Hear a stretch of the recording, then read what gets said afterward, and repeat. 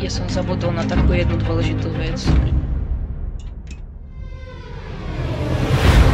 Ja som musel to HDDčko rozobrať stade a napojiť ho naspäť.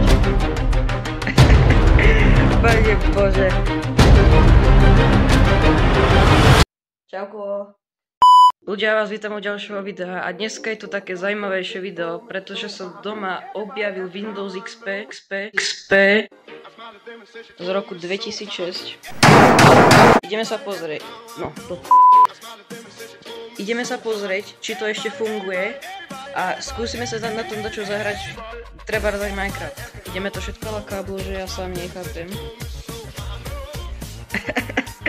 Pane Bože, čo ti dáva? OK, dobre. Je to Windows XPčko. Teraz neviem, či to je lepšie alebo horšie ako 98. Pokým som to ja poriešil, reálne tá chyba bola ty kokos. Ja som musel to HDDčko rozobrať stade a napojiť ho naspäť a potom to nejako zázračne nabehlo. No ma aj tak fučí. Neviem, či to je počuť. Proste tak fučí, že ja neviem. Ale stále je to také, že proste dá sa to hrať. Akorát, že som úplne prilepený k tomu monitoru, pretože to nie je monitor, ale telka. Hneď tu mám dedinu. Ty kokos, je také zasekané, že ja neviem.